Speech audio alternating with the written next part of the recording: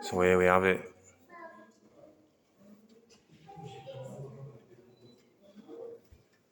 The dungeon.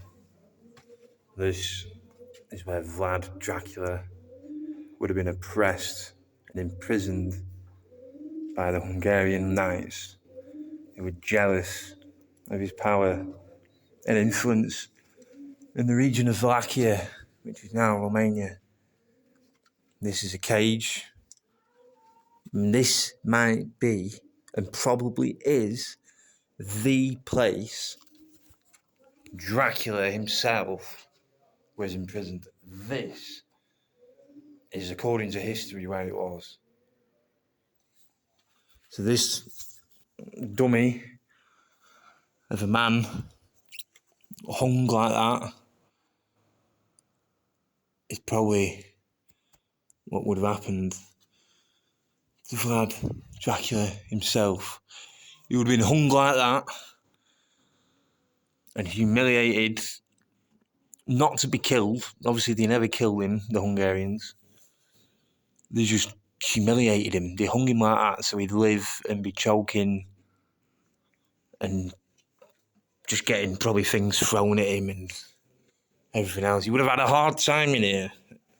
And the story of Dracula, the story of Vlad the Impaler, is that this, in here, for 7 years, is where he would have went insane.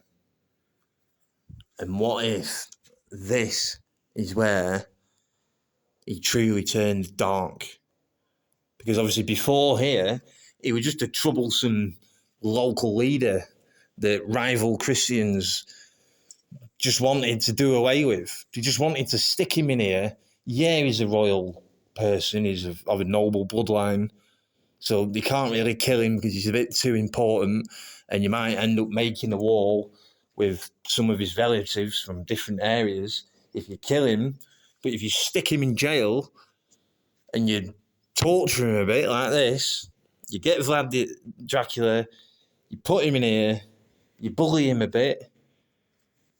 Maybe this is the way to convince Vlad Dracula to do your bidding. Put him in here, 7 years, beat him up a bit, maybe torture him, maybe whip him, maybe strip him naked, maybe terrorise him in all sorts of horrible ways. And then he finally turns, and he finally becomes not fully loyal, but sort of loyal to the overlords who imprisoned him. And this is where it happened.